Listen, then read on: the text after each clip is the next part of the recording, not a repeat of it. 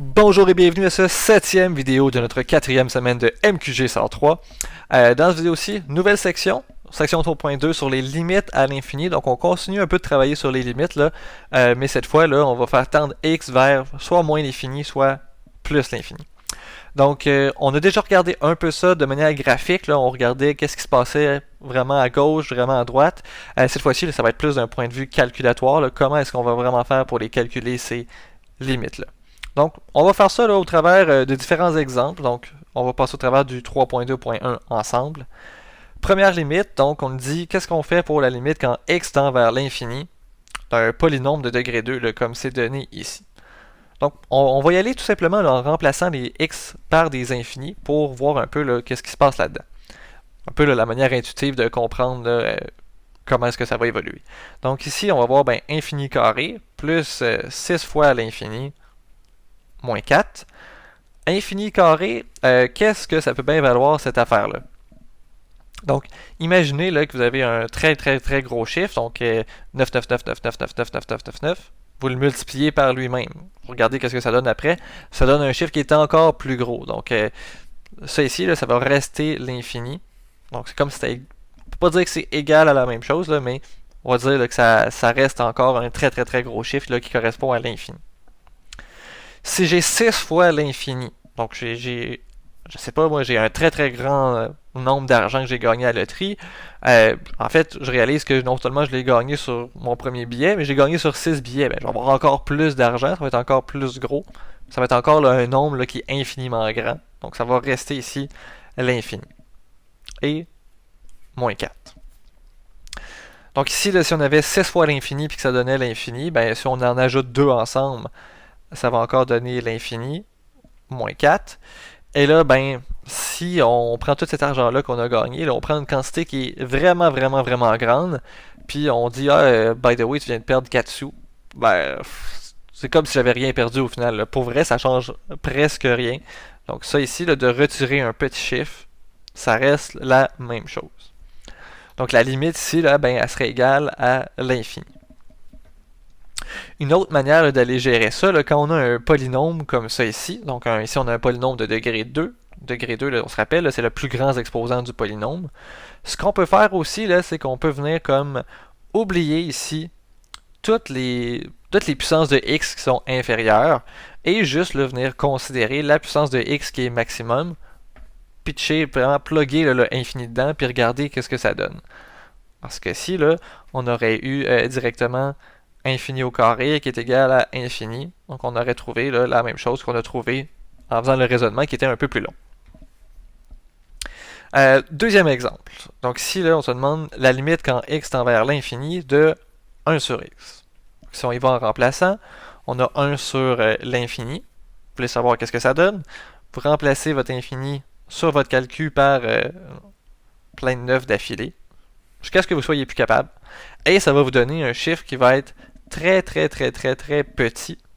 Par contre, ce chiffre-là va être positif. Donc ici, il faudrait l'indiquer comme étant 0 plus. C'est pas vraiment 0, c'est un peu plus grand que 0. Et là, ça ici, éventuellement, nous, ce qu'on va dire, c'est que 0 plus, c'est un peu la même chose que 0. Donc, on pourrait dire là, que cette limite-là, ici, elle est égale à 0. L'exemple C qui est ici, donc la limite quand x tend vers l'infini de 2 à la x, qu'est-ce qu'on peut faire avec ça? Ça, c'est la même chose que 2 exposant infini. Et donc, je ne sais pas si vous avez déjà eu ce plaisir-là ou pas. Moi, j'ai déjà fait ça. Vous prenez 2 sur votre calcul, vous faites x 2, ça multiplie par 2, vous êtes rendu à 4. Puis là, il y a certains modèles de calcul qui permettent de juste refaire Enter, juste refaire égal, puis ça continue de multiplier par 2. Donc, 2 à l'infini, c'est un peu ça. C'est vous multipliez par 2, puis vous n'arrêtez pas de peser sur égal, puis vous essayez de voir vers quoi qu'on s'en va. Donc, ça ici, là, vous allez voir, ça ne va pas arrêter d'augmenter, parce qu'on va tout le temps être en train de doubler la quantité. Donc, ça ici, là, ça va valoir finalement là, plus l'infini. Donc, ça va toujours augmenter. C'est valable pour 2, c'est valable pour plein de valeurs. Si vous essayez 4 puis que vous le multipliez par 4 tout le temps, ben, ça va encore exploser à plus l'infini.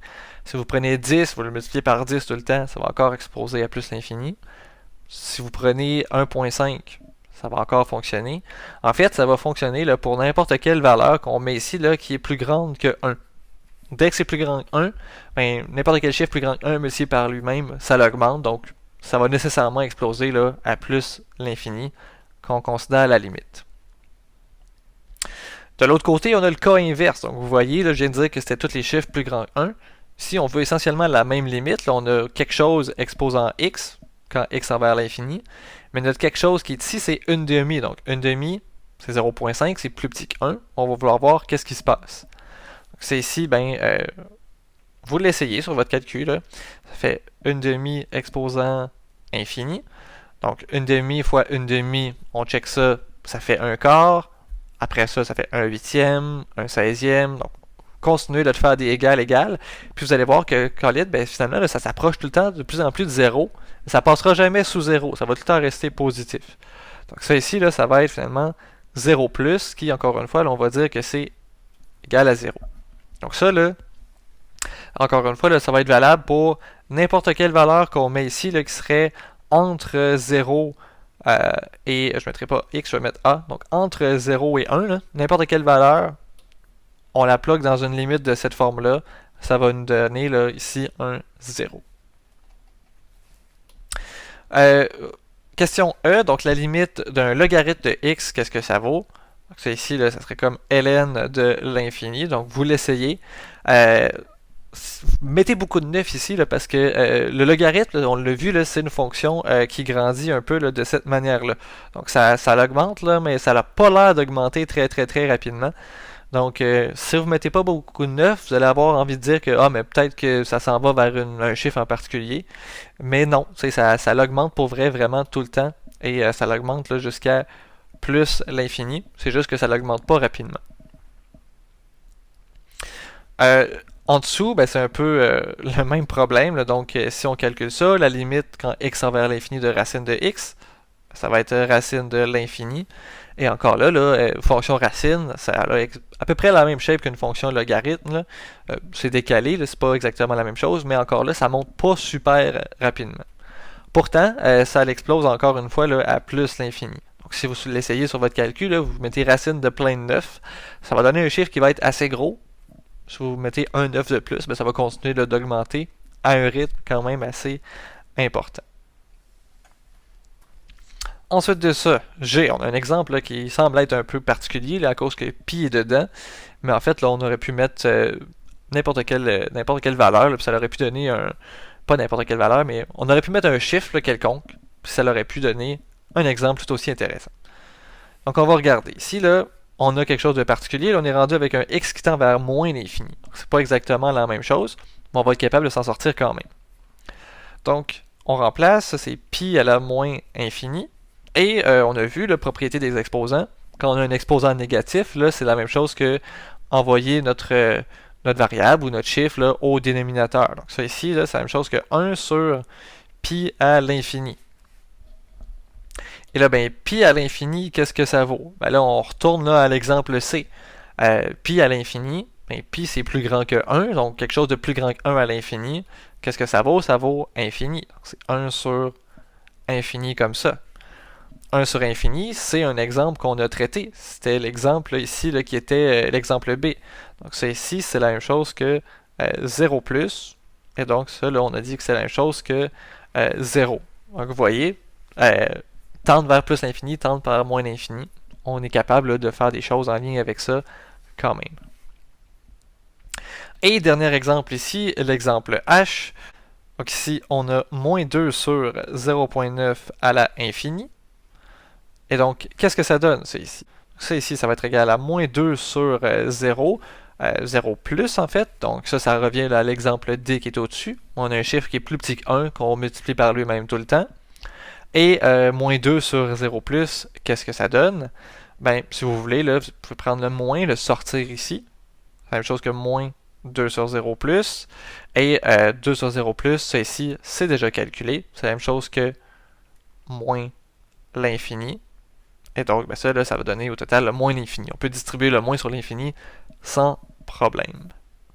Et là, ben, tout ça, là, c'est un peu le résumé à la page 106. Donc, vous pourrez aller consulter ça sans problème là, à la page 106 là, pour essayer de vous retrouver quand vous avez différentes formes là, qui font intervenir des exposants, des multiplications, des divisions, mais où là, le x il tend vers plus ou moins l'infini. Ça va être un bon aide-mémoire là, pour vous. Et je vais terminer donc avec l'exemple ici là, à la prochaine page, l'exemple 3.2.2, qui n'a pas de question, c'est vraiment juste une application des outils qu'on vient de développer. Donc on nous dit ici, quand on essaye de modéliser des choses, donc disons pour un produit en particulier, et qu'on essaie d'utiliser là, une courbe de droite, une courbe de demande et d'offre, donc on peut dire que le prix ici va être une fonction de la quantité disponible, ben c'est intéressant d'essayer de modéliser quelque chose qui se peut. C'est-à-dire que plus que le prix est bas, ben plus que la quantité devrait exploser. Là. Fait que si demain matin, pour une raison obscure, les télés 60 pouces coûtent 5$, ben je vous garantis qu'il y a bien du monde qui vont aller acheter des télés à 60 pouces à 5$. Donc, plus que le prix est faible, plus que la quantité là, devrait refléter cela, la quantité qui va être vendue. Donc, ce qu'on cherche, ben, c'est qu'on cherche à avoir une fonction, parce que là, on ne sait pas encore c'est quoi ce f de q là, mais on voudrait avoir une fonction là, qui respecte certains critères. Donc, on voudrait que la limite, quand la quantité tend vers l'infini, donc quand on vend de plus en plus de produits, ben, ça voudrait dire que le prix, lui, il descend vers 0. Quelles fonctions peuvent répondre à ça? Ben, une fonction exponentielle, une fonction rationnelle, ça peut répondre à ce critère-là. On a vu ça au cours du chapitre 2. Et donc, bon, ici, là, on propose deux manières de s'en sortir. Là. Donc, une manière qui fait intervenir vraiment là, le e de notre fonction exponentielle, ou sinon, on utilise notre variable q vraiment comme étant la variable ou la valeur à laquelle on va affecter un exposant. Donc, c'est deux manières de s'en sortir. Si on utilise, disons, la deuxième, ben, on peut calculer là, des limites là-dessus. Donc, la limite quand q tend vers, disons, l'infini, donc de p. Donc, ça, c'est la même chose que on remplace par ça ici. Donc, on remplace, on obtient k fois infini exposant alpha. Et nous, notre objectif, on se rappelle, c'est que ça ici, là, ça donne 0. Donc, comment est-ce que ça peut donner 0? Ben, selon les règles qu'on a vues, là, c'est ça ici qu'il faut venir contrôler en premier. Donc, la seule manière de s'en sortir, c'est qu'il faudrait avoir un exposant qui est négatif. Ça nous permettrait d'aller réécrire ça avec un k sur infini, avec un autre exposant là, qui serait l'inverse d'alpha, donc comme ça. Et là, ben, ça ici, ça nous permettrait d'obtenir le 0 qu'on cherche. Donc, toujours là, dans le cas où le alpha est plus petit que 0. Et de la même manière, ben, à cause là, de la manière que les choses sont définies ici, c'est clair que ça nous prend un k plus grand que 0, parce que sinon, ben, on pourrait obtenir des prix négatifs, puis ça, ben, c'est clairement pas intéressant. Bon, toujours est-il, là, tout ça, ça peut être résumé dans le graphique qui est ici. Donc, on voit, là, on a l'asymptote à 0 là, qui serait comme proche d'ici. Donc, ça, c'est la limite qu'on vient de calculer. Et on aurait là, une autre asymptote de l'autre côté ici, là, qui nous dit que ben, si le prix est infiniment élevé, on ne devrait pas vraiment vendre rien du tout. Sauf que là, c'est peut-être pas nécessairement la chose qui colle le plus à la réalité ici. Là. Donc, on a probablement des contraintes qui font en sorte que ben, vendre à un prix de 0, pas super intéressant. Donc, si on regarde en dessous, là, ça se peut qu'on ait des contraintes, donc un genre de prix plancher, ou en tout cas, on ne sera pas capable d'acheter certains matériaux des producteurs ou certaines choses qui ne seront pas accessibles en bas d'un certain prix de production. Donc, le coût de production ici, qu'on le représente par C, ben, qu'est-ce qu'il nous faudrait rendu là? Il nous faudrait une fonction que, à la limite, on est prêt à vendre au prix de C, mais on ne veut pas vendre plus bas que ça. Et là, ben, pour s'en sortir, ce qu'on a vu comme outil à date, c'est des fonctions rationnelles, donc une fonction là, qui est une division ici. Et ben, la manière que la fonction est écrite ici, on aurait la limite recherchée. Pourquoi? Donc on a deux polynômes et on avait vu que ben, à la limite, un peu, là, quand on a une division de polynômes comme ça, l'asymptote qui est horizontale qu'on obtient, c'est qu'on prend là, la fraction qui est ici. Donc si on prend CQD divisé par QD, qu'est-ce qui va rester? Il va rester juste C qui va représenter notre asymptote horizontale. qui va être la valeur là, qui est ici. Et donc là, le reste, ben, on garde la même chose. On a encore notre asymptote verticale ici qui nous dit que plus que le prix est infiniment élevé, ben, on ne devrait pas vendre grand-chose. Mais de l'autre côté, on est un petit peu sauvé. On dit que si notre prix devient...